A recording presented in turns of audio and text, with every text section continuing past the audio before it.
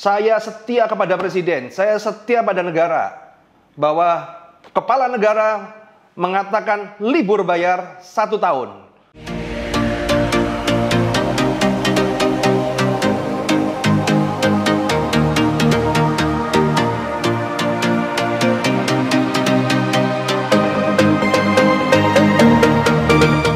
Usaha dengan kartu kredit, join Credit Card Revolution.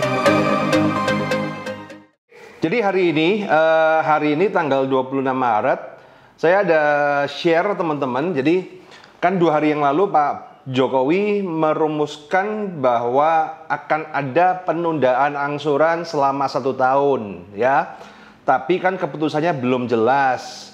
Nah, kemudian pagi ini saya banyak teman-teman, terima kasih buat teman-teman yang menerima, istilahnya yang ngirimin ke saya salinan putusan dari OJK, ya. Tapi ketika saya lihat, ya, ketika saya baca, ya, saya bacanya sampai 2 kali, ya. Saya tidak mendapatkan esensi apa-apa dari situ. Jadi keputusannya itu masih nggak jelas. Intinya dari keputusan dari OJK itu adalah pemerintah memberikan relaksasi kredit senilai setahun, tapi keputusannya kembali ke bank masing-masing. Jadi nomor 1 yang bisa saya tangkap adalah kalau Anda mau mendapatkan keringanan, ya, yang mau mendapatkan keringanan itu adalah harus mengajukan. Jadi kata kuncinya adalah Anda harus mengajukan. Yang mendapatkan keringanan itu adalah yang termasuk di sektor bank, kemudian non-bank itu apa ya? Syariah, bank syariah, bank biasa, konven. Nah, kemudian bank apa lagi ya? Finance kalau nggak salah, leasing kalau nggak salah, ya. Nah, tapi kalau di kartu kredit dan KTA itu tidak ada, ya. Kartu kredit dan KTA tidak ada. Ya lancar pada istilahnya, ya tetap lancar gitu, tetap lu harus bayar, ya kan. Nah, jadi teman-teman menyikapinya seperti apa? Saya melihat ini ada dualisme keputusan, ya. Jadi kita ada status quo di sini, ada status quo, artinya apa? Di sini dari pihak presiden ngomongin lu libur bayar, tapi dari bank ntar dulu, gitu kan. Nah, artinya ada dualisme keputusan, ya. Nah, siapa yang mau diturutin? Nah, ini sebenarnya kesempatan bagi teman-teman. Ini sebenarnya it's time you get a smart move, gitu kan. Bagi Anda yang lancar, ya, bagi Anda yang lancar dan Anda memang secara kondisi masih bisa survive, bertahan kurang lebih 3 bulan lagi, ya, Anda lancar, silakan Anda bayar dulu sambil mengajukan untuk permohonan keringanan. Saya udah kontak dengan bank saya. Dan bank saya bilang, Pak bayar angsuran dulu Pak sambil kita ajukan. Ya udah kita ajukan, kita bayar dulu. Tapi saya udah warning, bro, ini bayar angsuran cuma bisa bulan ini loh ya. Bulan depan gue nggak bisa loh ya. Harus ada relaksasi. Nah itu sifatnya pengajuan dan aku nggak ngerti. Mungkin saya akan datang ke bank untuk tanda tangan surat apa. Is okay, biar AO saya ngurusin. Nah, kalau Anda sehat lancar begitu ya. Tapi teman-teman, bagi Anda yang sakit, terutama yang sebelum krisis juga udah sakit, maka ini saat terbagus Anda untuk tidak bayar, ya. Jadi kalau bisa diterjemahkan dari hasil putusan Pak Jokowi dengan yang dilihat dari OJK, artinya apa? Lu kalau mau bayar ya silakan bayar, kalau nggak bayar ya nggak usah bayar. Intinya seperti itu. Karena tidak mungkin, jadi gini teman-teman, kalau kita berbicara kita harus melihat dari 2 pandang yang berbeda, ya. Cara pandang pemerintah, ya, sebagai regulator di sini, ya, ibarat kata, ya kan, sebagai yang punya rumah, ya kan. Kemudian cara pandang dari bank-bank penerbit. Jadi contoh gini, teman-teman. Anggap aja pemerintah itu kayak yang punya tanah gitu kan. Nah, ruko. Jadi yang punya ruko. Jadi yang punya ruko ini pemerintah.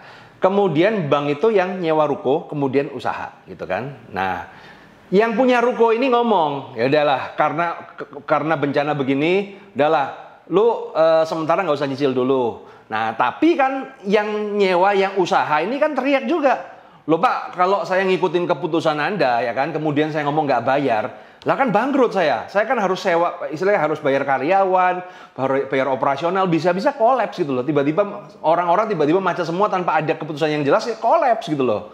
Artinya apa?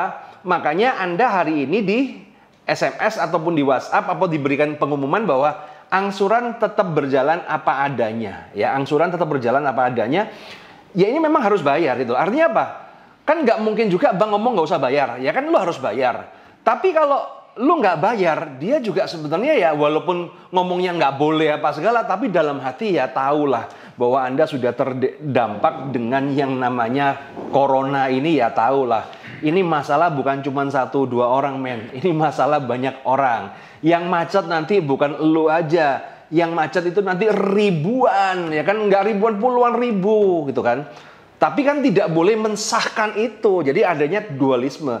Jadi ya teman-teman, yang bayar silakan bayar sambil nunggu. Kalau memang Anda masih menjaga nama baik Anda dan mampu, saya ngomong mampu, silakan selesaikan, ngikutin apa kata bank.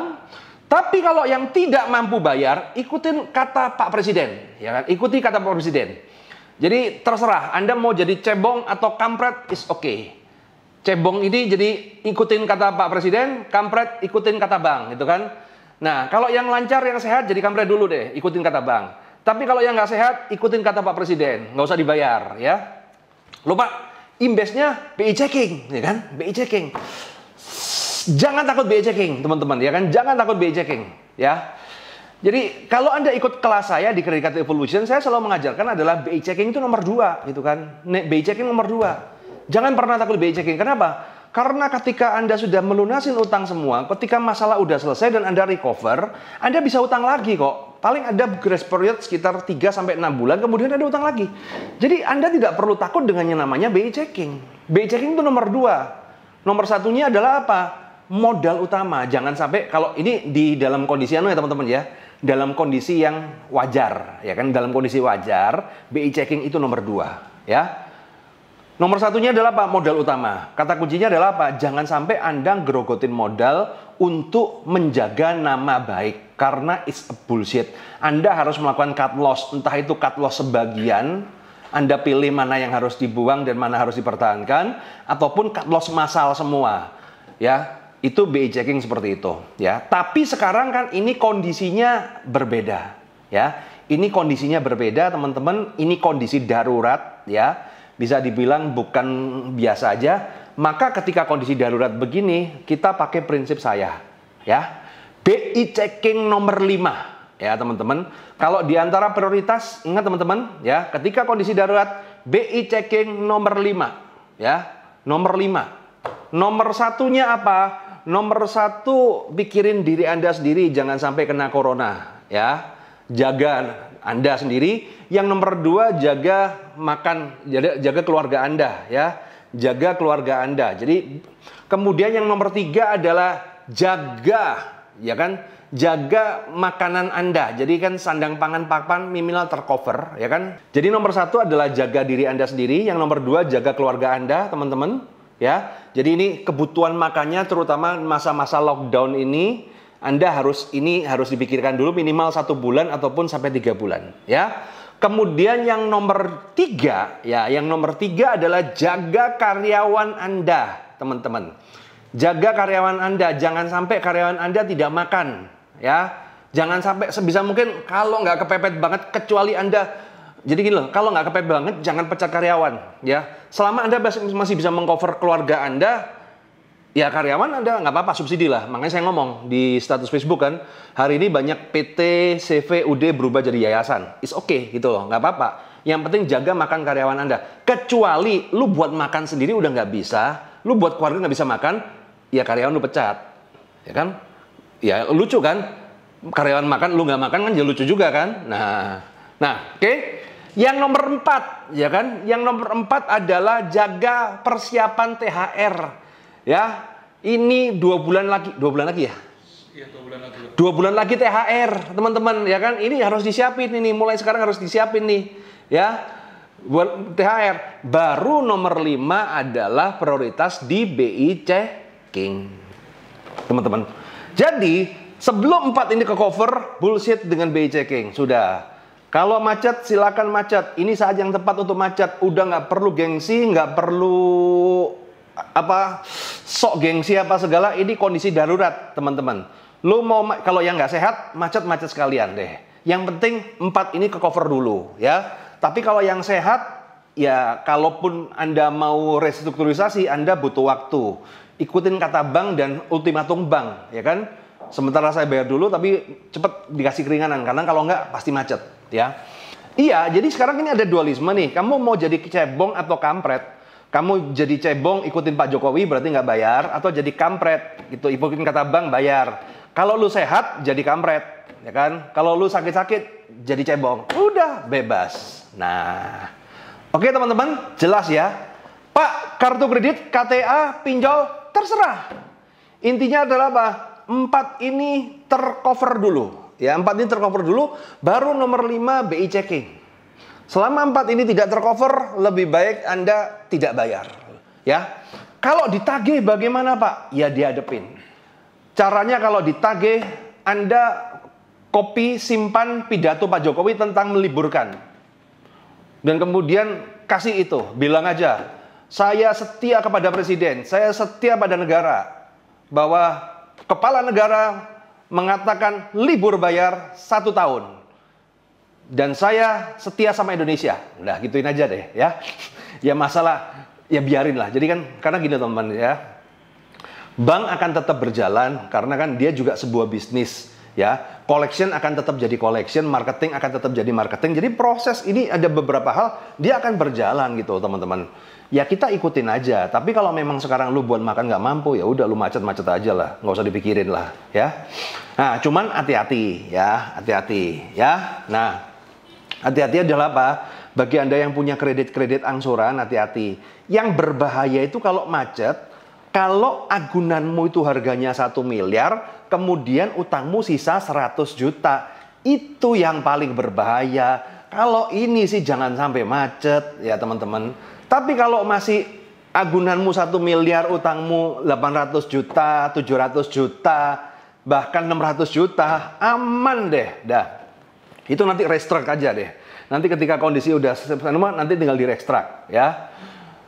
Tenang aja teman-teman, yang penting survive dulu. Karena apa teman-teman? Di saat seperti ini, ya di saat-saat seperti ini, kalau Anda ngelangkahnya nggak tepat, ya Anda ngelangkahnya nggak tepat, kalau Anda jatuh, ya kan, dan ngelangkahnya nggak tepat, itu bangkitnya nggak bakal loh. Ya, Anda akan susah bangkit. Tapi kalau Anda jatuh langkahnya tepat, Anda besok begitu di ini udah selesai, Anda akan langsung up lagi, cepat gitu loh. Itulah kenapa you need a smart move. Jadi Anda perlu langkah yang cerdas. Nah, kalau kartu kredit bagaimana Pak? Jadi gini, kalau kartu kredit ya, jadi kalau langkah saya kan, saya amankan kartu kredit saya nggak bayar. Kartu kredit tetap saya bayar. Kenapa? Karena di kartu kredit langkah saya udah tepat. Bulan depan saya cuma bayar 0,25% dari tagihan kartu kredit. Jadi tidak memberatkan saya gitu kan. Kenapa? Karena saya ada sistem namanya CODT gitu kan. Saya udah ngaturin semua, kartu saya udah saya rubah semua. Jadi bulan depan saya nggak kebeban di kartu kredit walaupun ada tagihan gitu kan. Nah, yang kredit yang beragunan ini yang jumlahnya gede-gede ini saya restruct ya kan. Artinya apa? Ketika lockdown ini berakhir, saya bisa bangkit cepat, teman-teman. Nah, untuk memahami strategi ini seperti apa ya, terutama bagi yang punya kartu kredit, kan Anda harus perlu langkah.